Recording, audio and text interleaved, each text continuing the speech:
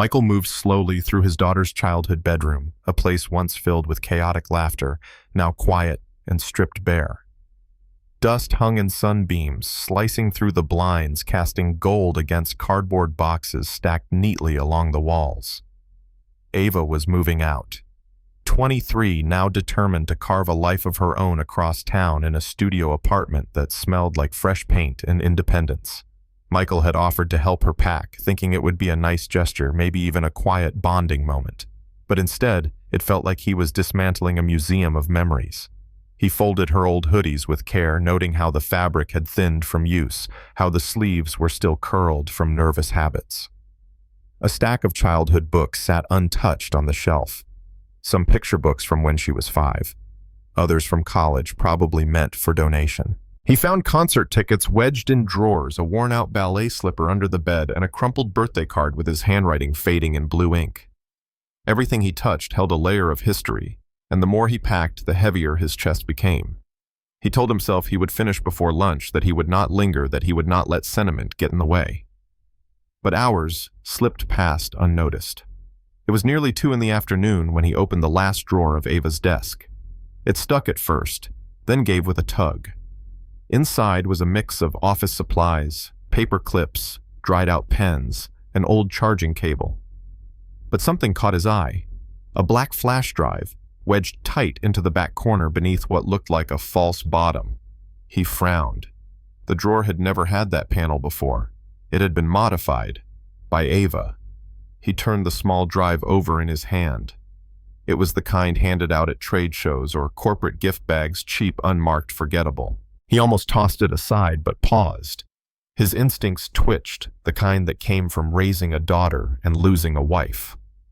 He walked it to his office, slid it into the USB port, and waited. The folder opened immediately. No password. Just a long list of files, hundreds of them organized by date and location. Study cam, kitchen mic, bedroom view. He clicked on one at random, a file from 6 weeks ago. The video played in a small window on his screen. It was him sitting at his desk, rubbing his temples, muttering to himself as he reviewed architectural plans. The angle was from above, high and distant, as if from a ceiling vent. Michael watched himself lift the phone and call a client. The entire conversation played out word for word. His tone, his gestures, even the offhand remark about needing a drink. The video caught everything. His stomach flipped. This was not from a security system. There were no cameras in this room, not ones he had installed. He opened another file, then another. Each one captured a different moment, private, unfiltered. One showed him talking to Ava about her mother. Another caught him late at night alone, pouring a glass of Scotch pacing. Another was from a morning when he stood barefoot in the kitchen reading a letter Margaret had written years ago, whispering aloud as he reread the same lines over and over. The violation was profound, not because the content was scandalous, but because it had never been meant for anyone but him. His heart thudded hard in his chest. What was this? Who had done this? And more importantly, why? He returned to the folder list and saw another marked audio only. 23 files inside. He clicked the first. Static crackled, then cleared. "So here's what we do," a calm, familiar voice said. Michael's not paying attention. Michael's blood ran cold. That voice, it belonged to someone he had not heard in 2 months, someone he had once called family. It was Derek, his brother. Michael froze in front of the screen, his fingers hovering above the keyboard, unmoving. The voice echoing from his speakers was unmistakable Derek's. Smooth, confident, calculated. It was the voice of someone who had rehearsed deception until it sounded like logic. Michael listened transfixed as Derek outlined his plan in low, even tones. He's too busy chasing restoration deals and playing the grieving widower to notice what's happening under his nose. Michael's jaw tightened. He hadn't spoken to Derek since their final argument, the one where Derek demanded they liquidate their father's land property that had been in the family since the Great Depression. Michael had refused calling it sacred. Derek had called it dead weight.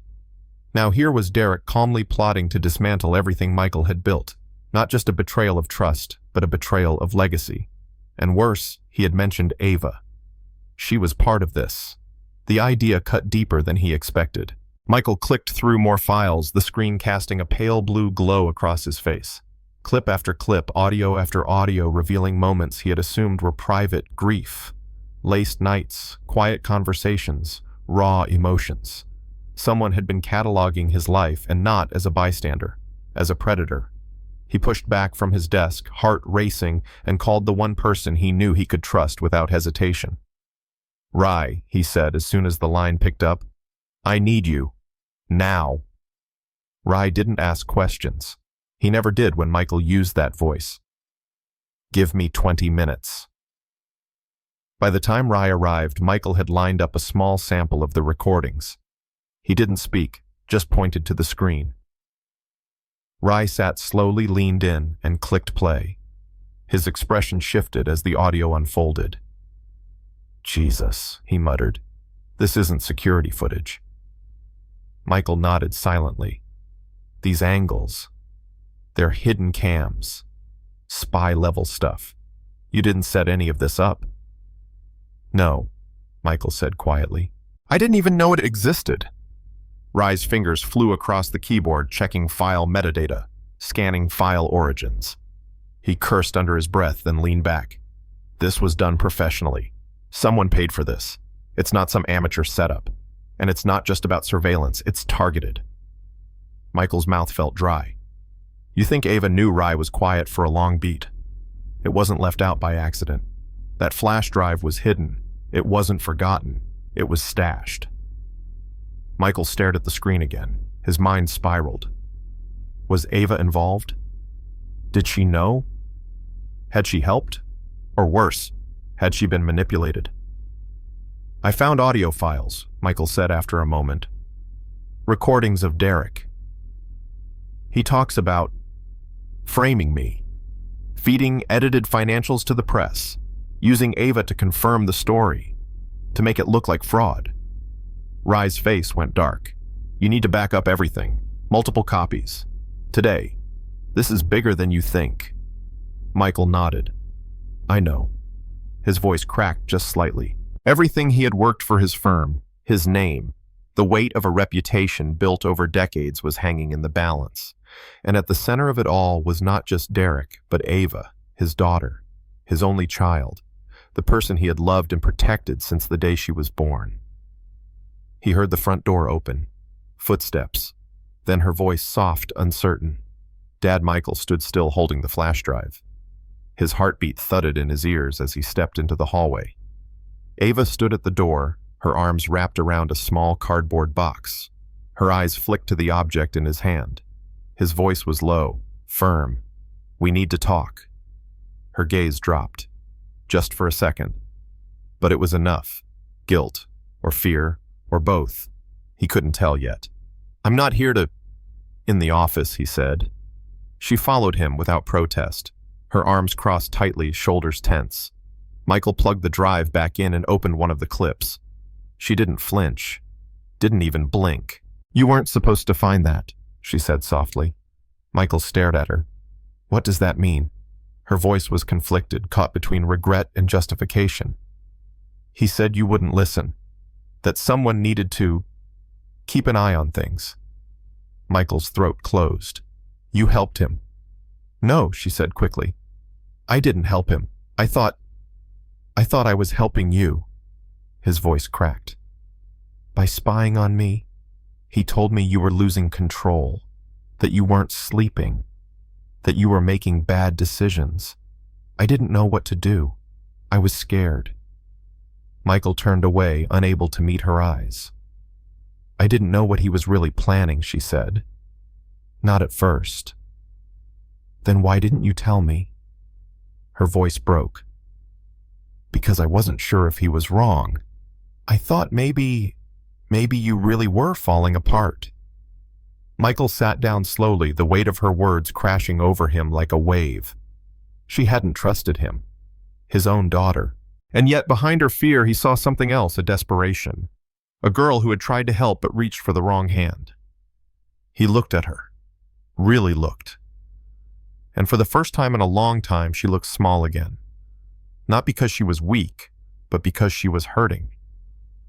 I need to show you everything he said, and you need to tell me everything he told you. She nodded. He didn't know if they were still father and daughter or just allies of convenience, but he knew this: he was not alone anymore, and neither was she. The office was quiet now. Not the comforting kind of quiet, but the tense, thin silence that hangs after a confrontation. Michael sat behind his desk, the flash drive still plugged into the monitor, its small LED blinking like a heartbeat. Ava stood across from him, arms crossed, face pale. She wasn't crying, not yet. But her eyes held the weight of everything unsaid. You weren't supposed to find that she had said. And that was the truth. This confrontation was never part of her plan if she ever had one. Michael leaned back in his chair, trying to breathe evenly. He didn't want to yell. He didn't want to become the man Derek had painted him to be, unstable, unpredictable, on the verge. He had spent months grieving quietly, working late, shutting himself behind drawings and schedules. And maybe that silence had created a space, a vacuum Derek had slithered into. I didn't help him, Ava repeated, softer now. At least, not how you think. Michael said nothing. He waited. I gave him access, she admitted. To a camera. One. I didn't know there were more. He told me it was just to check in to make sure things weren't falling apart, that you wouldn't listen to him anymore. Michael's voice was steady but low. He said that because I wouldn't sell our family's land, because I wouldn't let him cash out your grandfather's legacy like a broken vending machine. Ava swallowed hard. He made it sound like you were unraveling. Michael stood, not to threaten her, but because he couldn't sit still with the burn in his chest. So instead of asking me your father, you trusted him.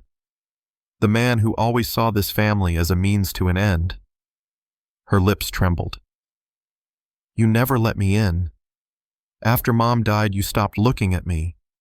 You were there, but not really. You buried yourself in blueprints and silence. I was trying to hold it together, he said. I thought you were falling apart. Michael paced across the room.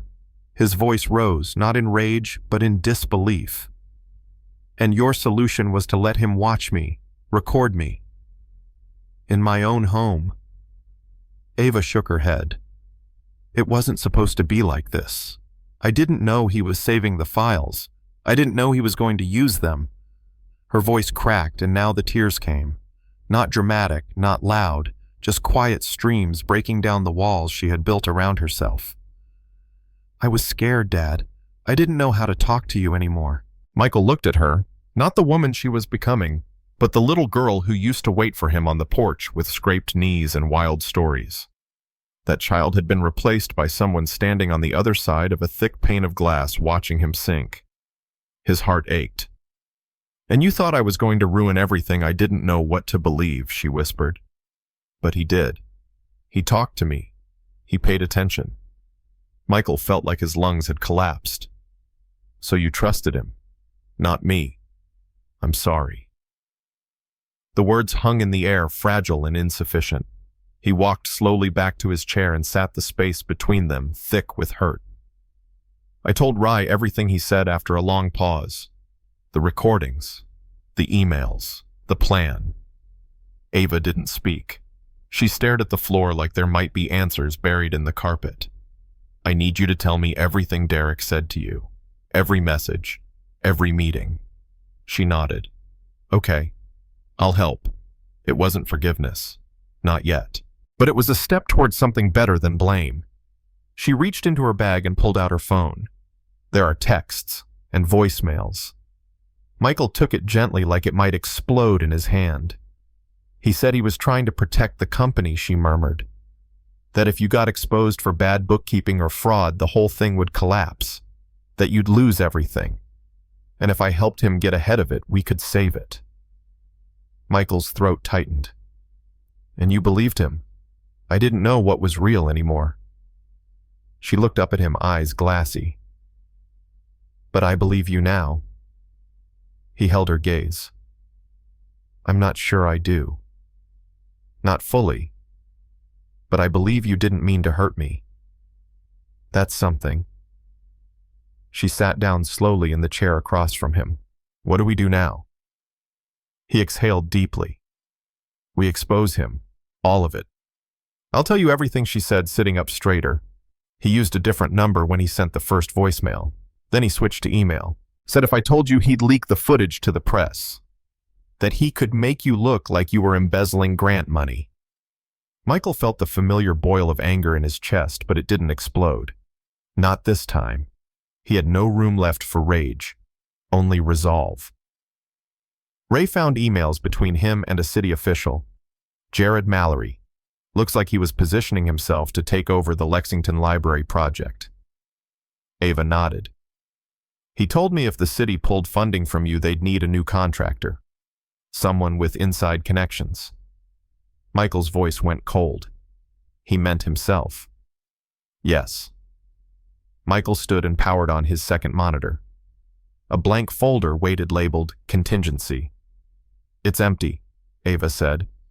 For now, he replied. But not for long.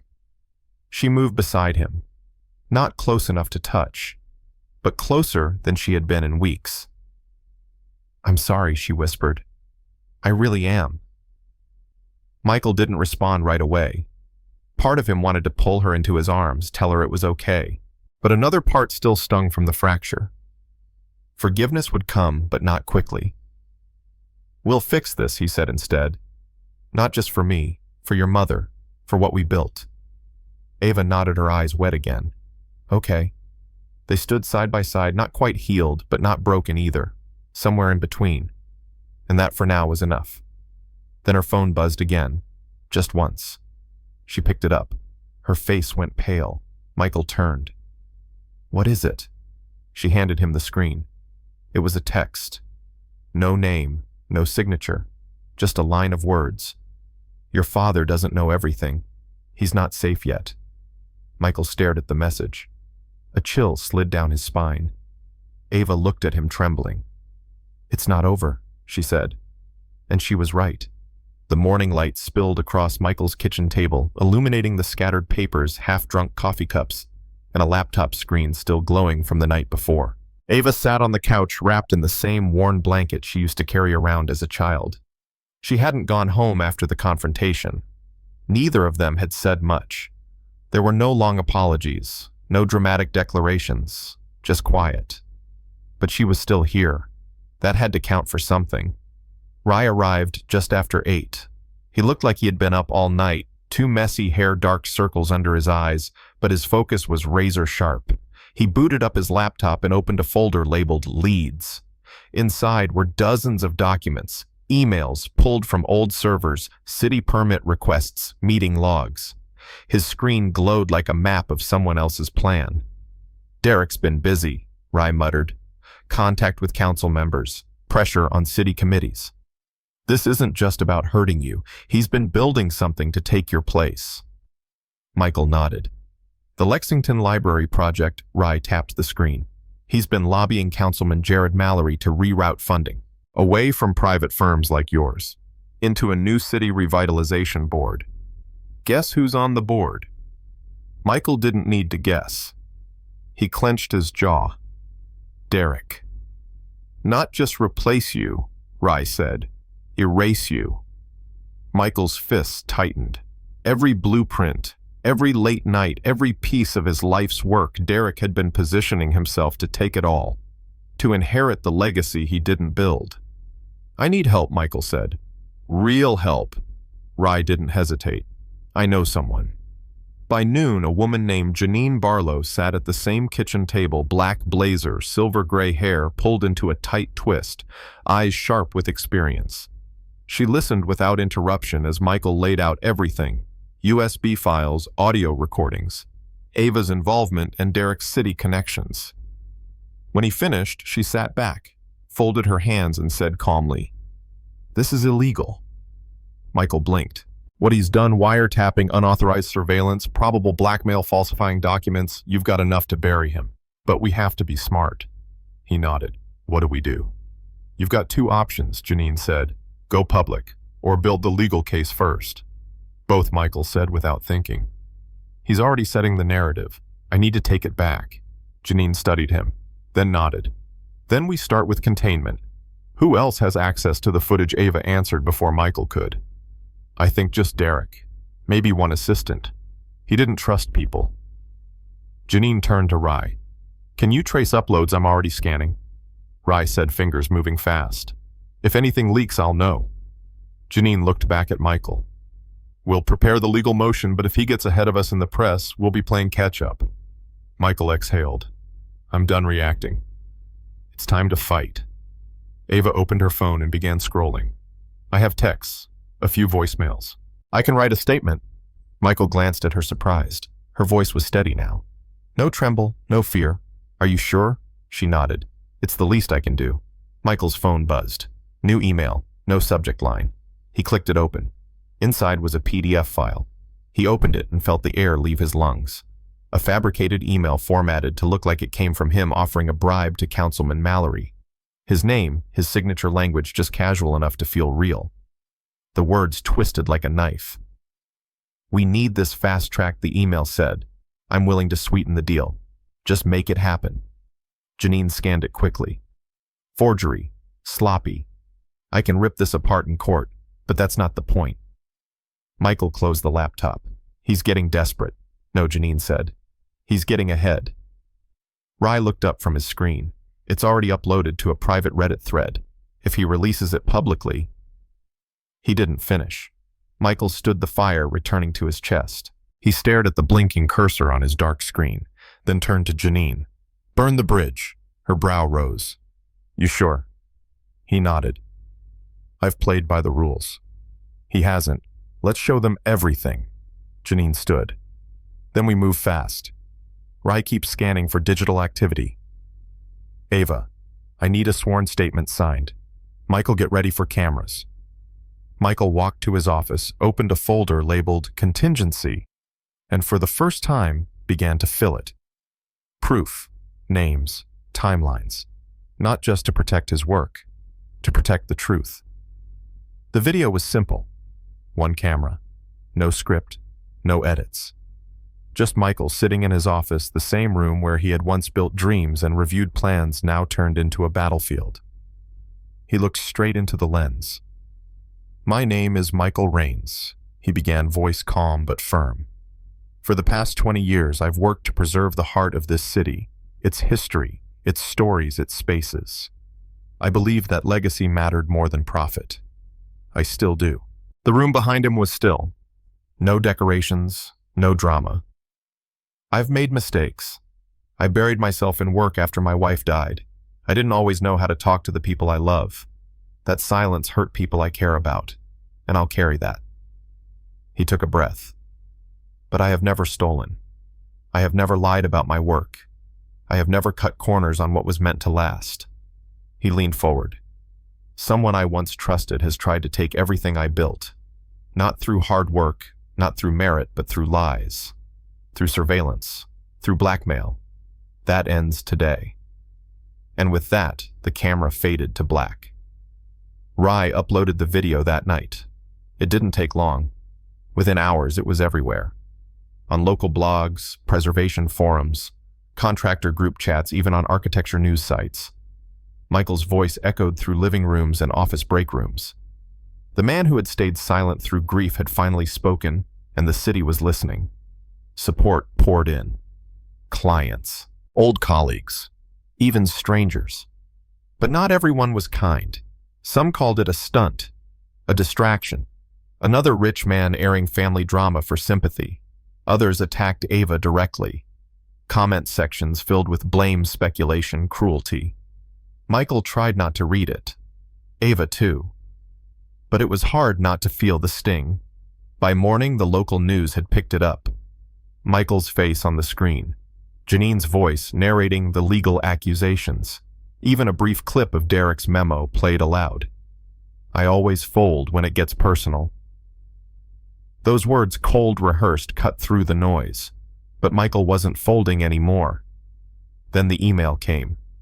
No subject, no message, just an attachment. It was another forgery. An email written to look like Michael had offered a bribe. Janine confirmed it was fake within minutes. The formatting's off. The metadata is junk. but it's good enough to fool people who want to believe it. Rye leaned over his laptop.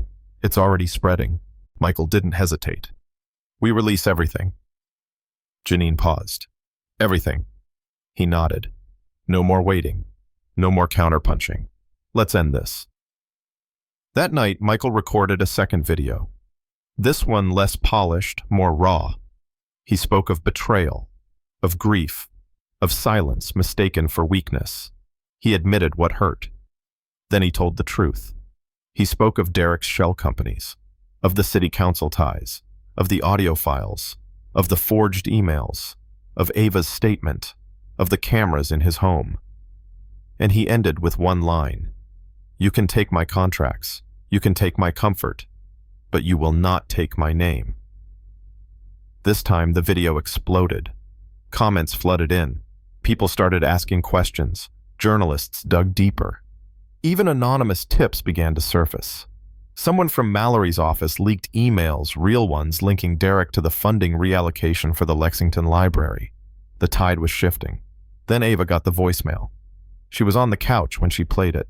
Her body went still as the voice came through. It was Derek. You think this is over? You just declared war. You always thought your legacy was buildings and blueprints. I'm about to show you what it's really built on: lies. You want to fight? Fine. Let's burn everything. Michael stood in the doorway listening. His hands didn't shake this time. He was done being afraid. The next morning, Janine called. Her voice was calm, steady. Derek's been arrested, she said. Wiretapping. Fraud. Attempted extortion. They found the original audio files and more fake documents in his office. Michael sat at the table staring out the window. The sun was rising over his yard, the same light he used to share with Margaret over quiet breakfasts. It's over, he asked. As over as it can be, Janine replied. There may still be fallout. A few clients might walk, but your name is intact. Michael didn't answer right away, because he wasn't sure what intact meant anymore. Rye came by that afternoon. He brought a six-pack and didn't say much, just sat down, opened a bottle, and handed one to Michael. You did it, Rye said quietly. Michael took a sip. At what cost? Rye shrugged. Truth always costs more than we think. That night, Ava came home late. Her face was tired, her shoulders heavy. She sat beside her father on the couch. They didn't speak for a while. Then she said, He called me. Before they arrested him. Michael turned to her. What did he say? He said I was just like Mom, soft, easy to use, that I would always trust the wrong people. Michael clenched his jaw. The words were venom.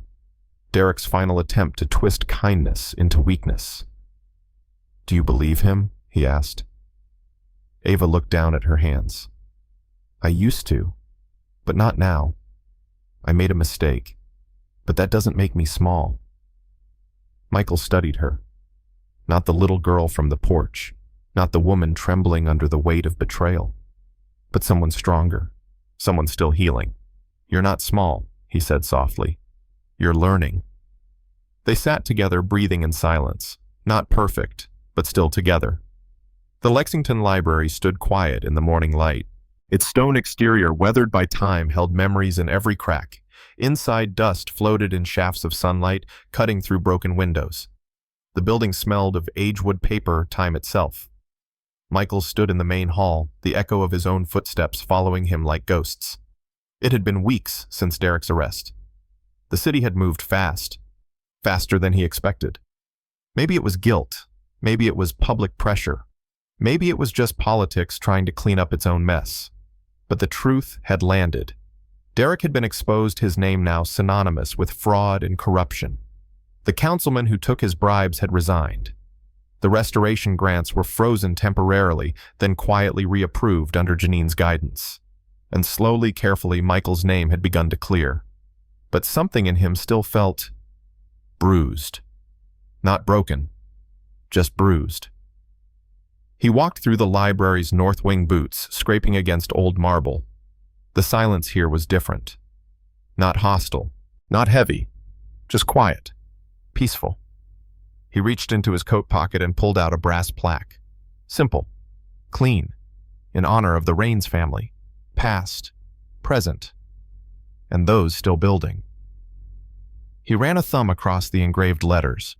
He had commissioned it before all this began. Before flash drives and betrayals and whispered recordings. Before he realized that legacy wasn't something you inherited, it was something you protected. He found the wall near the main entrance, took a pencil from his bag, marked the corners. He would not mount it today, not yet, but soon. Back at home, the house felt different. Not unfamiliar, but quieter. Some clients had walked away, not because they believed Derek, but because they didn't want the drama. Too public, too messy. That was fine. Michael would rebuild with those who stayed, and with those who would come later when the smoke cleared. Rye had already started lining up new prospects, smaller jobs, lower profile, but honest, clean. They worked late most nights side by side like they used to when everything first started. There was comfort in the routine. And Ava, she was still here. Not all the time. Not like before. But enough. They no longer walked on eggshells around each other. The silence that used to divide them now simply existed. It would take time. But time was something they still had. One evening she sat beside him on the back porch, wrapped in a sweatshirt 2 sizes too big. "I was thinking of going back to school," she said softly. "Not for architecture. Something else." Michael nodded. "Whatever you want. Just build it with heart," she smiled. "Like you." He hesitated, then said, "Like your mom." They both went quiet after that. But this silence, this one didn't hurt. The press had moved on. The hashtags had faded. The internet found new drama. But Michael stayed. So did the work. And slowly things began to feel solid again. He rebuilt the files that had been destroyed, reorganized blueprints, contacted vendors, answered calls from clients who now said, "I always believed you," even if he knew they hadn't. It was fine. Belief wasn't always loud. Sometimes it was quiet, like showing up after everything, like staying. One morning a letter arrived. No return address. Inside a single sentence handwritten in blocky script. "You survived. But watch your back." He read it twice. Then folded it in half. Slid it into a drawer. Locked it. Janine had warned him Derek had friends. Loose ends. Quiet enemies. But Michael no longer lived in fear. He didn't flinch. Because you cannot spend your life looking over your shoulder and still build something that lasts. That afternoon, he returned to the Lexington Library, plaque in hand, drill ready. This time he mounted it. The screws sank in smooth. The plaque sat straight, solid. He stepped back, looked at it. The weight of everything that had happened still sat somewhere deep in his chest. But here in this place, it didn't press so hard. He traced the last line one more time. Those still building. That was him. That was Ava. That was all anyone could do, really. Build again. Even if it hurt. Even if it was slow. Even if what you built before had been nearly torn apart. When he left the building that evening, the sun had already dipped low. The sky glowed gold behind the city skyline. And for the first time in months, he didn't feel like something was waiting to break. He unlocked his truck, slid inside, started the engine, and drove home. Not to hide, not to retreat, but simply to rest. Because the storm had passed, and now came the quiet. Sometimes the loudest parts of our lives are the ones that unfold in silence. A father, a daughter, a brother, and the quiet unraveling of trust. Michael never expected the greatest battle for his legacy would be fought not in courtrooms or contracts, but inside the walls of his own home. And yet in that fight, something deeper was revealed, not just betrayal, but resilience and the painful beauty of rebuilding what truly matters. In the final days, there were no grand victories, no perfect justice, only a quiet man mounting a plaque inside a forgotten library. It was not an act of revenge, but remembrance. A reminder that what endures is not power or reputation, but the integrity with which we live and the care with which we restore what has been broken. The lesson, perhaps, is one we come to understand only with time. Hold your name gently, but guard it fiercely. Dignity is not loud. It does not shout. It stands calmly and firmly, even when everything around it tries to crumble. When you choose to respond not with rage, but with clarity, not with revenge, but with truth, you do more than survive. You teach. Michael's story isn't just about a man clearing his name. It is about the quiet ways we protect what we love, the cost of silence, and the grace that can come from even the most painful reckonings. It reminds us that appearances are fragile things, and the truth often rises from places we've overlooked or even judged too quickly. Like a lantern quietly burning in the corner of a room, a single act of courage, however small, can light the way through even the darkest corridors of the human heart.